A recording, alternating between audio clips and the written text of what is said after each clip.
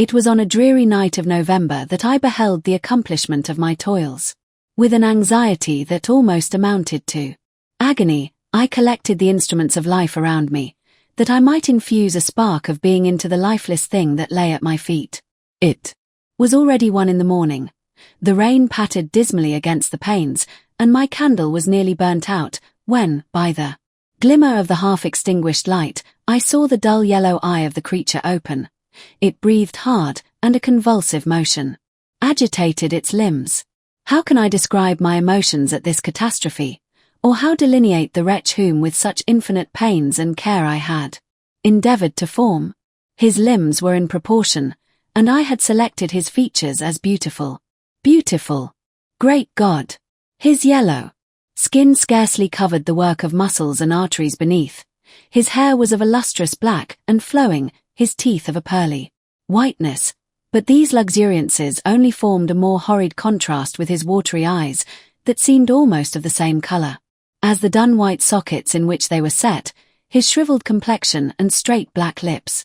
The different accidents of life are not so changeable as the feelings of human nature.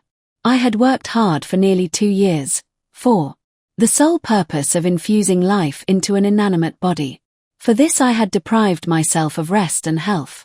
I had desired it with an ardour that far exceeded moderation. But now that I had finished, the beauty of the dream vanished, and breathless horror and disgust filled my heart. Unable to endure the aspect of the being I had created, I rushed out of the room and continued a long time traversing my bedchamber, unable to compose my mind to sleep.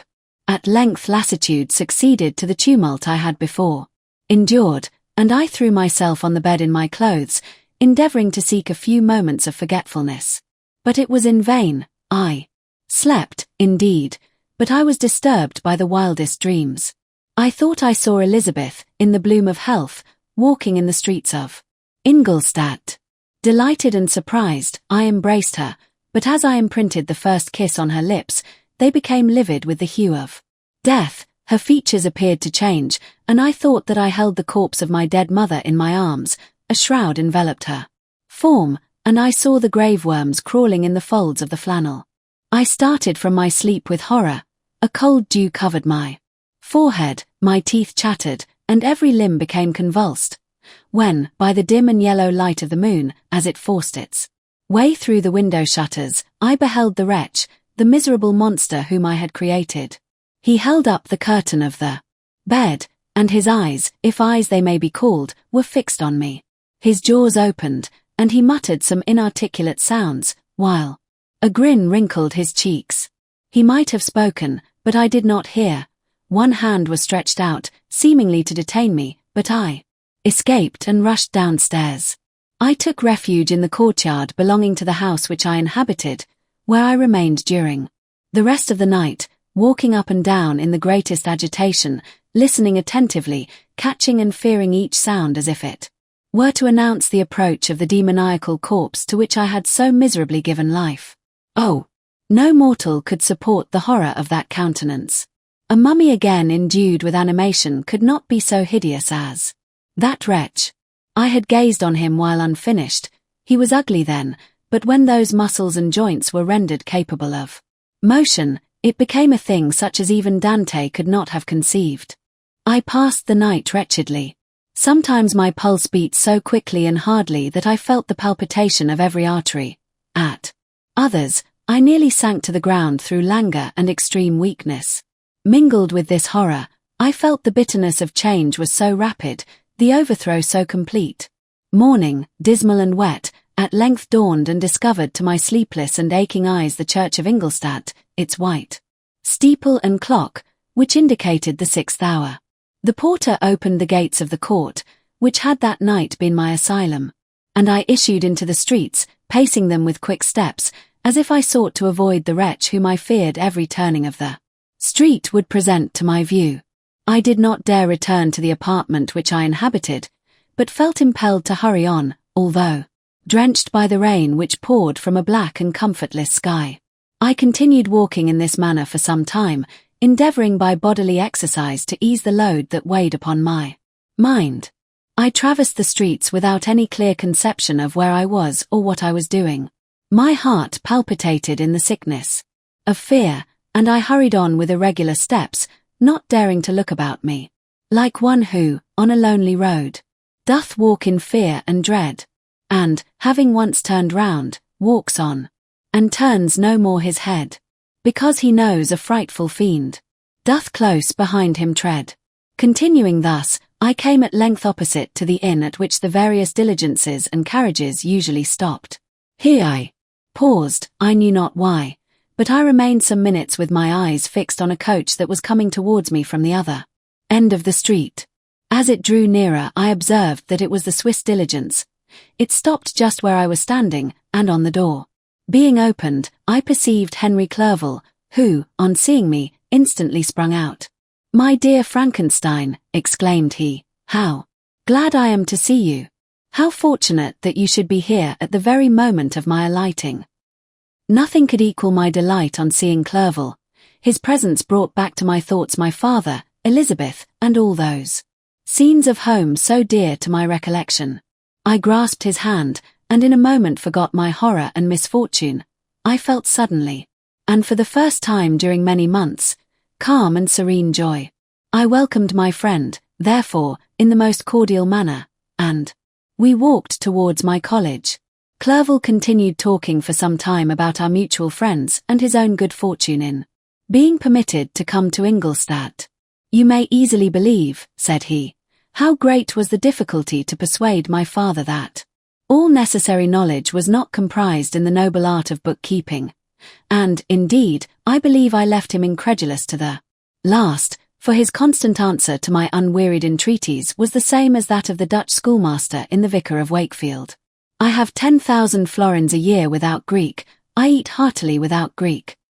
But his affection for me at length overcame his dislike of learning, and he has permitted me to undertake a voyage of discovery to the land of knowledge. It gives me the greatest delight to see you, but tell me how you left my father, brothers, and Elizabeth. "Very well, and very happy, only a little uneasy that they hear from you so seldom.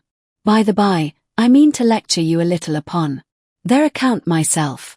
But, my dear Frankenstein," continued he, stopping short and gazing full in my face, "I did not before remark how very ill you appear, so thin and pale.